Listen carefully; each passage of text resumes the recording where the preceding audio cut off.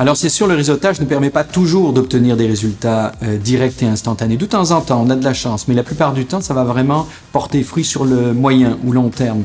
L'idée, c'est vraiment ça, créer des relations humaines de confiance, de qualité, pour qu'à un moment donné, quand les opportunités se présentent, on puisse se faire embaucher.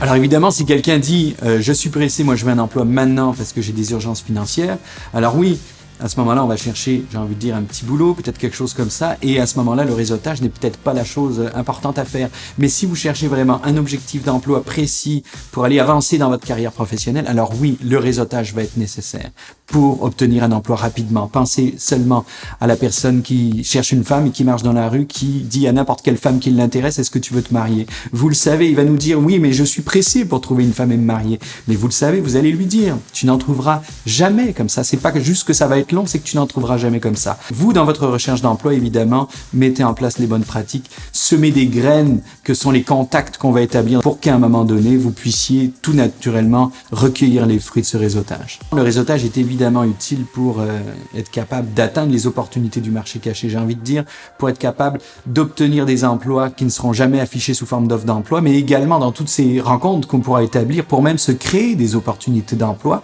au travers de discussions qu'on va avoir avec certains employeurs. Mais le réseautage va même être utile pour le cadre des offres d'emploi, pour deux choses essentiellement. Car grâce aux discussions qu'on va établir au long de toutes ces rencontres de réseautage, on pourra obtenir un certain nombre d'informations bien précises qui vont nous aider à faire de meilleures candidatures pour répondre à des offres d'emploi, à utiliser des mots plus justes, à mieux comprendre les enjeux des postes. Mais ça va être aussi utile pour avoir justement des personnes qu'on pourra mettre en recommandation, qu'on pourra mettre finalement en référence et qui vont d'une façon ou d'une autre peut-être appuyer notre candidature. Il y a souvent des gens qui vont être inconfortables avec l'idée de réseautage en se disant « je dois m'intéresser aux personnes, pas vraiment pour ce qu'elles sont, mais pour ce qu'elles pourraient m'apporter ». Ils ont un inconfort là-dedans et cette idée est très respectable et je la comprends parfaitement. Mais pensez à la chose suivante, si vous rencontrez des gens puis que vous leur posez des questions, la plupart du temps déjà vous êtes dans une activité de réseautage. Donc, les gens, s'ils sont là, ils savent qu'ils peuvent s'attendre à ce genre de questions. Ensuite, quand vous les abordez, rapidement, dès que la discussion démarre, les gens comprennent parfaitement que quelque part, vous êtes en recherche d'emploi. Si vous les dérangez, ils savent très bien la démarche dans laquelle vous êtes. Si vous les dérangez, ils vont juste arrêter de discuter avec vous, arrêter de répondre à vos questions. Donc, ne soyez pas gênés d'aller au-devant d'eux.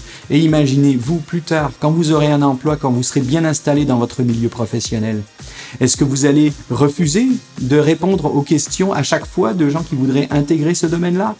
Vous savez très bien ce que vous avez parcouru pour l'intégrer. Et parfois, ben oui, ça nous fait vraiment plaisir de pouvoir répondre à des questions de gens qui ont l'air dynamiques, qui ont l'air motivés pour s'intégrer dans le même secteur professionnel. Finalement, on comprend bien que le réseautage va donc être utile dans la totalité des opportunités d'emploi, aussi bien les opportunités visibles, les offres d'emploi, que les opportunités du marché caché.